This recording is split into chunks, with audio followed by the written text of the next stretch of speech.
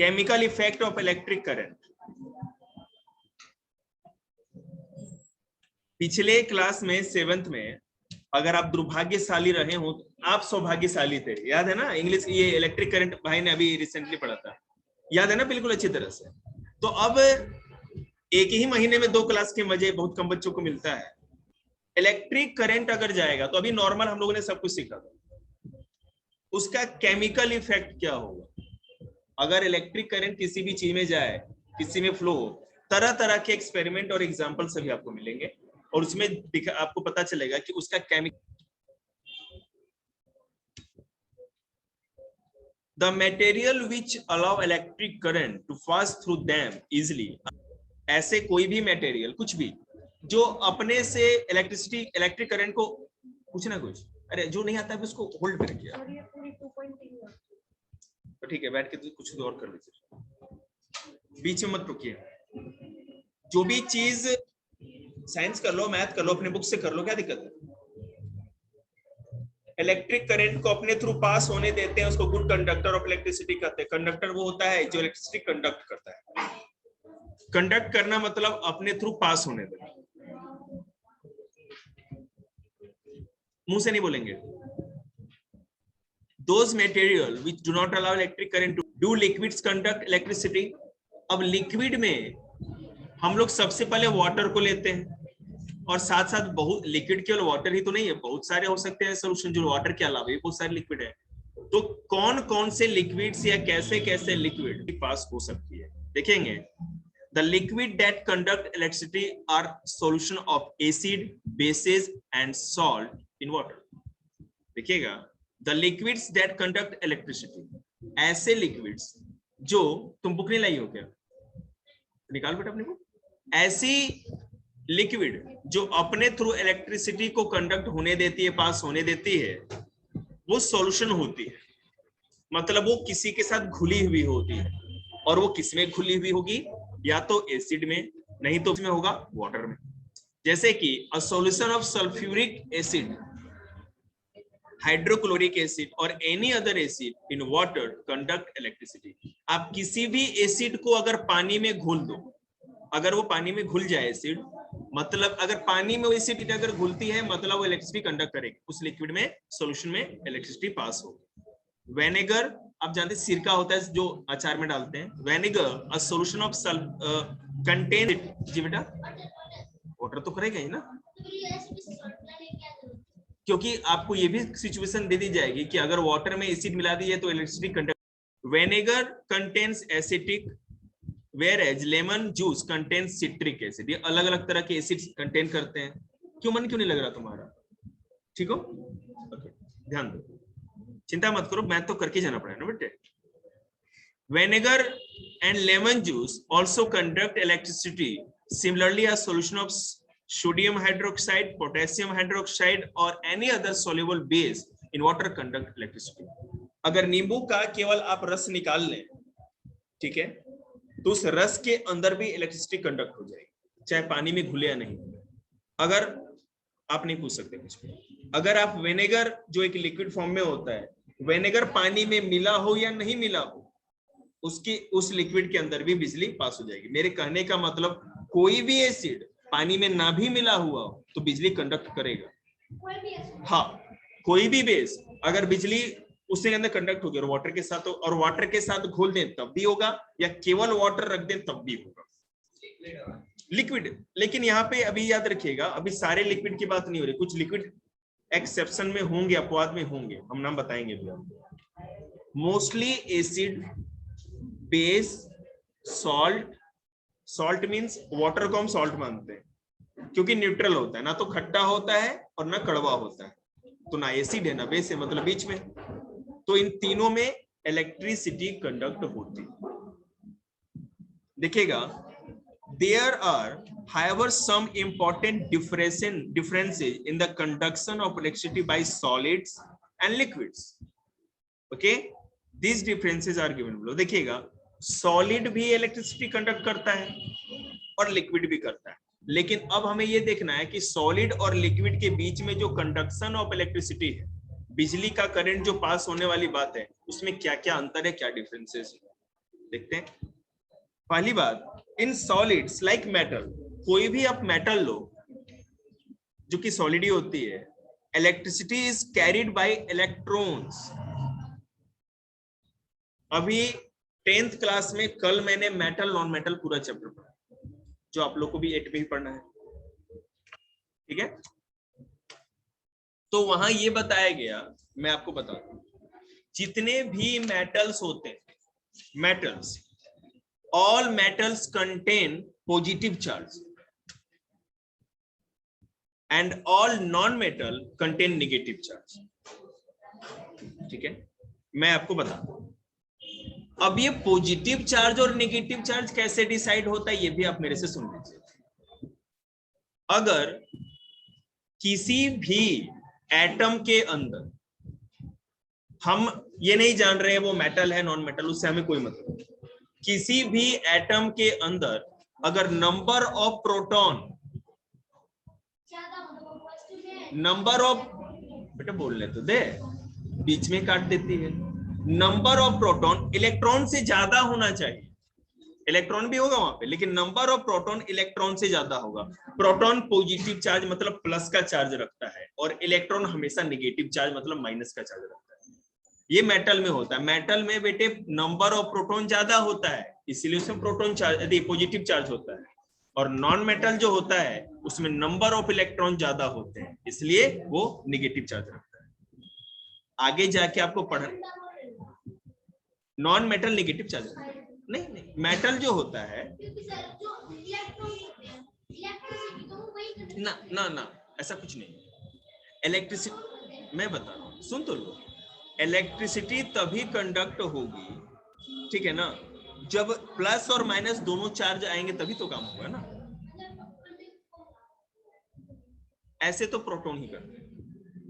Electricity के bad conductor of electricity होते हैं।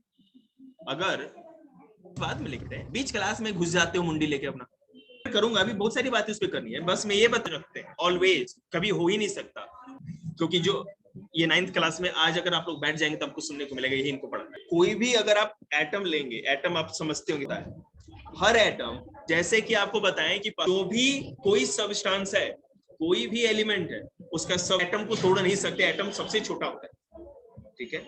कंद, ऋषि महर्षि कंद ने भी यही बात बोली थी, आज से हजारों साल पहले, जो भारत से, कल इन लोगों को पढ़ाया था कि जो इस यूनिवर्स में जो सबसे किसी चीज को तोड़ते जाओ, अगर ये प्लास्टिक का बना है, इसको हम तोड़ते जाएं तोड़ते जाएं तोड़ते जाएं, एकदम माइक्रोस्कोपिक कर दें, तो जो सबसे छोटा टुकड़ा होगा एटम होगा। ये कंद ने बोला और बहुत लोगों ने बोला।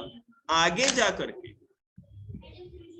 साइंटिस्ट लोगों ने रिसर्च किया और बताया नहीं नहीं, एटम किसी भी चीज का सबसे छोटा हिस्सा नहीं होता, वो एटम भी इलेक्ट्रॉन, प्रोटॉन और न्यूट्रॉन, 3 छोटे छोटे पार्टिकल से मिलकर बना होता है, ठीक है। एक एटम बेशक सबसे छोटा हिस्सा होगा, लेकिन वो भी 3 छोटे छोटे हिस्सों से बना होता है, इलेक्ट्रॉन, प्रोटॉन और न्यूट्रॉन, ठीक है। प्रोटॉन हमेशा पॉजिटिव चार्ज रखते हैं, न्यूट्रॉन न्यूट्रल रहते हैं, और इलेक्ट्रॉन हमेशा माइनस या निगेटिव चार्ज रखते हैं, ठीक है। आप लोग जानना चाहते हैं तो मैं आपको बता दूं, अगर आप लोग समझ पाए तो थोड़ा सा बताते हैं, नहीं वो बहुत ज्यादा डिफिकल्ट हो जाएगा, क्योंकि बिना वो है ना पूरा प्रैक्टिकली बिना बताए वो संभव नहीं। अगर 9th में आज रहेंगे तो पता चलेगा, देखेंगे। So for example a solid like copper metal, हम कॉपर की बात करें, तांबे की, electricity is carried by electrons, बेटे electricity is carried by electrons, okay, but in a liquid like copper sulfate solution, ठीक है। अगर सॉलिड कॉपर आप लेते हो तो उसमें इलेक्ट्रिसिटी, जो प्रोटॉन है, इलेक्ट्रॉन है, वो कंडक्ट करता है, कैरी करता है, लेकिन अगर वही कॉपर सल्फेट का सॉल्यूशन, कॉपर सल्फेट एक पाउडर जैसा आता है, पानी में घोल करके उसका सॉल्यूशन बना सकते हैं, अगर हो तो electricity is carried by copper ions and sulphate ions, तो वहां पे कॉपर आयन और सल्फेट आयन दो अलग अलग तरह की चीजें बन जाएंगी, देखिए, ओके। दूसरा पॉइंट है कि when electricity is pass through a solid then no chemical change take place, but when electricity is passed through a liquid then a chemical change take place. अगर इलेक्ट्रिक करंट आपके बिजली के तार में किसी भी सॉलिड चीज से अगर जा रही है तो कोई केमिकल चेंज नहीं, लेकिन अगर आप इलेक्ट्रिसिटी को लिक्विड में कंडक्ट कराते हो तो there will be chemical change, तब केमिकल चेंज तो होके रहेगा। पहली बात मैं आपको एग्जांपल देता हूं। For example when electricity is pass through a copper wire, जो हमारे बिजली के तार में कॉपर वायर होता है, आपको पता है, no chemical change take place in it, but when electricity is pass through acidified water. Acidified मतलब ऐसा पानी जिसमें एसिड आपने घोल रखा है, उसमें अगर आप इलेक्ट्रिसिटी कंडक्ट कराते हो तो then a chemical change take place in which water is decomposed into hydrogen and oxygen gas. आप ऐसे भी किसी पानी के अंदर, देखिए आपको पता है कि वाटर H2O होता है, हाइड्रोजन के 2 और ऑक्सीजन के 1 एटम से मिलकर बना होता है, ठीक है। अगर आप अभी हम ये जानते हैं कि अगर इलेक्ट्रिक करंट उसमें हम डाल दें उस पानी के अंदर, बकेट के अंदर या किसी भी चीज के अंदर, ठीक है ना, तो जो वाटर के अंदर जो हाइड्रोजन और ऑक्सीजन जुड़ करके वाटर बना रहे थे वो बॉन्डिंग टूट जाएगी, और आपको पता है धीरे धीरे पानी गर्म करके भाप बन करके उड़ेगा, तो जब हवा में उड़ेगा ना तो वाटर वेपर नहीं होगा, हाइड्रोजन अलग ऑक्सीजन अलग होकर निकल के चला जाएगा। आप और अभी साइंस में, आप लोग थोड़ा धीरे बोलिए, अभी साइंस में हाँ बनाया जाता है जी, ये मतलब कि इंडस्ट्रियल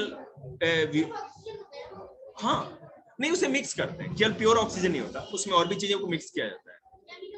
केमिकल से मतलब कि उसमें शायद हीलियम भी मिक्स करते हैं थोड़ा, ताकि, क्योंकि है ना सीधे ऑक्सीजन कोई ले नहीं सकता उस तरह से, क्योंकि आप आर्टिफिशियली बना रहे हो ना, हम जो ऐसे ले रहे हैं वो तो आ रहा है, लेकिन जो लिक्विड ऑक्सीजन बनाया जाता है, क्योंकि है ना उसको प्रेशराइज भी तो करना पड़ेगा ना, सप्लाई करनी पड़ेगी, टैंक में भरना पड़ेगा, इसे लिक्विड ऑक्सीजन मेडिकली यूज में है। फिर आप जितने भी वहां पे देखते हो ना गैस वेल्डिंग होती है, नहीं वो ऐसे बर्नर खोलते हैं पूरे ब्लू कलर की निकलती है, उसमें ऑक्सीजन गैस की जरूरत पड़ती है, देखिएगा। तो अगर वाटर के अंदर आपने इलेक्ट्रिक करंट डाल दिया तो वाटर को डीकंपोज, मतलब डीकंपोज करने का मतलब होता है तोड़ देना, उसके बॉन्डिंग को तोड़ देना। वाटर बना है किसके बॉन्डिंग से? हाइड्रोजन और ऑक्सीजन के बॉन्डिंग से। इलेक्ट्रिसिटी, इलेक्ट्रिक करंट जैसे ही जाएगा उसके बॉन्डिंग को तोड़ देगा, हाइड्रोजन अलग हो जाएगी, ऑक्सीजन अलग। और अभी साइंस में आपको मैं बता दूं, अभी जब जहां तक मेरी नॉलेज है, जहां तक मैंने पढ़ा है, बुक देखा है, जो भी आज तक न्यूज में भी, अभी तक दूसरी कोई टेक्नोलॉजी नहीं है जो वाटर के अंदर इस तरह का डिकम्पोजिशन कर सके विदाउट इलेक्ट्रिसिटी। हाँ, लेकिन एक चीज याद रखिएगा, जो साइनोबैक्टीरिया आज से करोड़ों साल पहले आया था, जिससे अर्थ पर लाइफ एग्जिस्ट कर रही है, ठीक है ना, उसने सबसे पहले ये डिकम्पोजिशन किया, तभी वो हाइड्रोजन अलग और ऑक्सीजन अलग हुआ, और इस अर्थ पे धीरे धीरे ऑक्सीजन का कंसंट्रेशन होने लगा। हाँ, बैक्टीरिया तो होती है वाटर, लेकिन अब उस बैक्टीरिया के कंपेयरली जो एल्गीज होती है समुद्र के अंदर, आप लोगों ने सुना ही होगा, काई जो होती है, या जितने भी एक्वेटिक प्लांट्स जो भी होते हैं, हमारे अर्थ में मैक्सिमम ऑक्सीजन की सप्लाई वही करते हैं थ्रू फोटोसिंथेसिस। फोटोसिंथेसिस देखेंगे। सो द लिक्विड, बोर हो रही है, the liquid which conduct electricity are called conducting liquids. कोई भी लिक्विड जिसके थ्रू बिजली पास हो जाए, मतलब बेटे आपने इलेक्ट्रिक करंट डाल दिया और हाथ लगा के देखो, अगर आपको झटके लगे, मतलब कि वो लिक्विड जो है कंडक्टिंग लिक्विड है जी। यही बात तो है ना, यहाँ प्रैक्टिकल सेवा उपलब्ध नहीं है, प्रैक्टिकल के लिए घर में संघर्ष करें। कोई बात नहीं, बिजली की तार हमारे घर से ले जाइए, आपको ये मतलब पहाड़ पे थोड़ी है जो बिजली नहीं आती है घर में, प्लग खोसिए, पानी में डालिए और स्टंट करिए।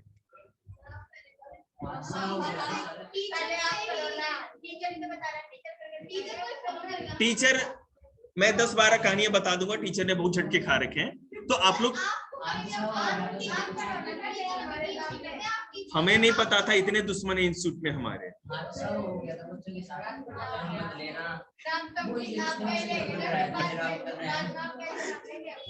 कुछ बच्चों को तो मेरा घर भी पता है।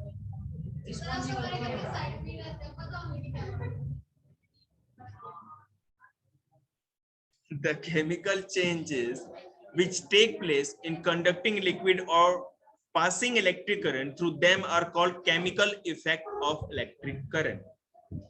अगर किसी भी लिक्विड में, आप लोग बोलेंगे नहीं प्लीज, थोड़ा आवाज शांत रखिए, किसी भी लिक्विड में इलेक्ट्रिक करंट कंडक्ट होती है, पास होती है, इसका मतलब है कि ये इलेक्ट्रिसिटी का केमिकल इफेक्ट है। अब कैसे, वो मैं आपको बताता हूं। कोई बात नहीं, छोटी कुर्सी बैठ जाओ, ऐसे छोड़ हैं, डाइटिंग करो बेटे, अब थोड़ी देर का बात है, कर ले। मैं यहाँ ये गद्देदार कुर्सी, आजा, इलेक्ट्रिक करंट में एकदम कती, चलो भैया के साथ जाओगे ना। और liquid which can be liquid, जो बिजली का करंट पास होने करते हैं, electrolyte. In other, a conducting liquid means a liquid which conduct copper sulfate solution conduct electricity। मतलब इस तरह के बहुत सारे example. bases and salt in water are electrolyte। अगर मान लीजिए आप किसी भी एसिड, बेस या सॉल्ट को वाटर में घोलते हो तो वो इलेक्ट्रोलाइट से बन जाएगा। हाँ, हो सकता है, जिसका टेस्ट ना बेटे खट्टा हो और ना मीठा। आलू का भी कोई ना कोई स्वाद तो हो ही सकता है, याद नहीं आ रहा मेरे को, देखते हैं आगे मिल ही जाएगा आपको बहुत सारे एग्जाम्पल, चिंता ना करें। देखिएगा, आप लोग बोल क्यों रहे हो यार, एकदम मुंह पे जिप लगा लो, नहीं है तुम खड़े क्यों हो? अरे यार तू मैंने कहती इमोशनल कर दे भाई मेरे। अब देख, 2 ही 3 ही गुड़िया, एक कुर्सी खाली तो बैठ ना वहां पे, लाल कुर्सी बीच में खाली नहीं दिख रही तेरे, आजा इधर, कुर्सी खाली इधर आजा।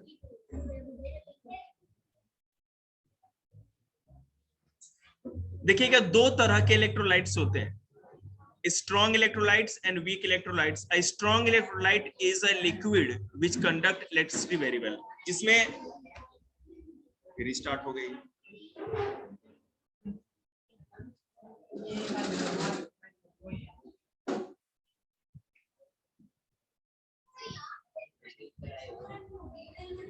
आप मेरी कुर्सी भी बैठ के दे सकते हैं। इलेक्ट्रोलाइट्स जो ज्यादा अच्छा इलेक्ट्रिसिटी कंडक्ट करता है,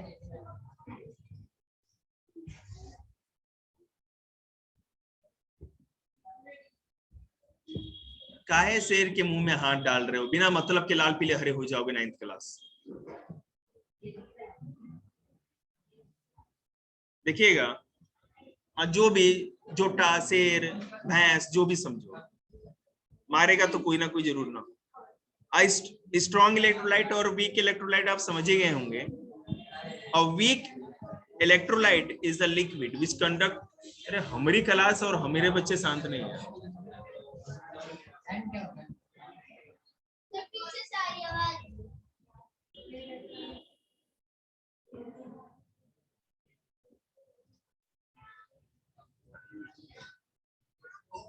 अब तुम्हारा वर्ड सुन के बच्चे लिखना ही स्टार्ट करने लगे।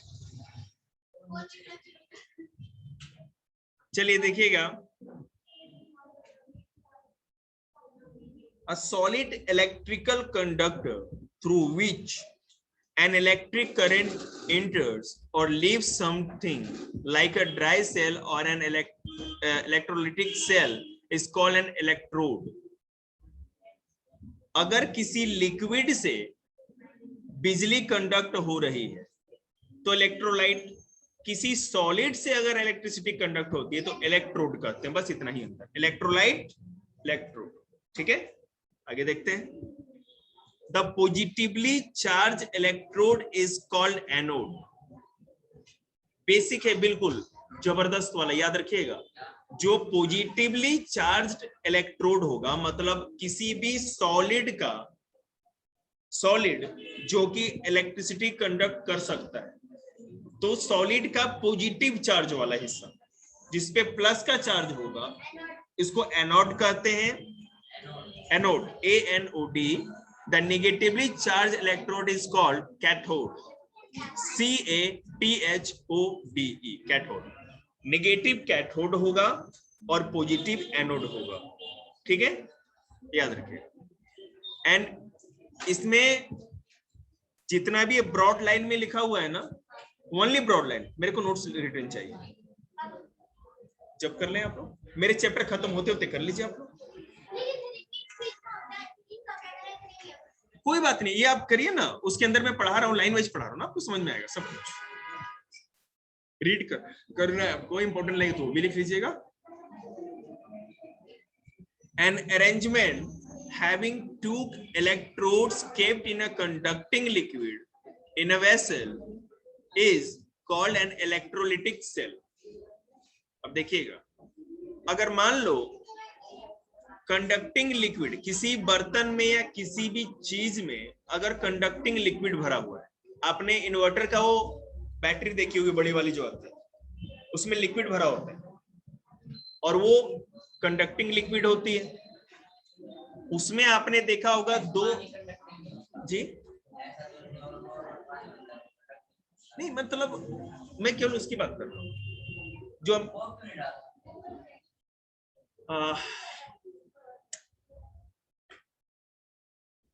वो मैं बता रहा हूँ, उसमें बेटा डिस्टिल्ड वाटर डालना पड़ता है, ठीक है। बैटरी में डिस्टिल्ड वाटर इसलिए डालते हैं, डिस्टिल्ड का मतलब हो गया ना, क्योंकि हमारी जो ये वाटर आती है, ये ग्राउंड वाटर या कोई भी वाटर है, तो इसमें क्या होता है कि इसमें कोई ना कोई मेटेलिक सब्सटेंस जरूर होती है। अब जैसे मान लो बारिश होगी तो पोल्यूशन के कारण हो जाता है, अगर पहाड़ों की बारिश हो तो बिल्कुल डिस्टिल्ड होती है वो, आप सीधे उठा के बैटरी में डाल दीजिए। अगर कोई भी उसमें मेटालिक सब्सटेंस आ जाएगी उस वाटर में जो आपको बैटरी में डालना है, तो उसमें शॉर्ट सर्किट हो सकता है। बिल्कुल न्यूट्रल पानी चाहिए। हाँ बोलो। अलग से आता है क्या, मतलब हाँ अगर हम यहाँ पे डालेंगे पानी, हाँ बेटे उसमें ना शॉर्ट सर्किट हो सकता है और वो खराब हो जाएगी बैटरी, आपकी सेल खराब हो जाएंगे उसके, क्योंकि उसके अंदर डिस्टिल्ड वाटर डालना पड़ता है। डिस्टिल का मतलब उसमें किसी भी वाटर को छोड़कर कुछ भी नहीं रहेगा उसमें।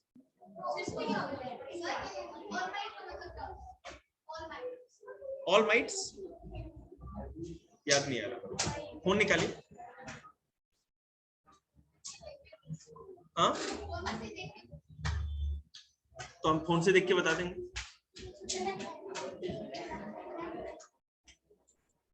आज स्पीच नहीं होगा भैया, दीवार हिल जाएगा उसको। चलो ठीक है, आज यहीं तक करते हैं।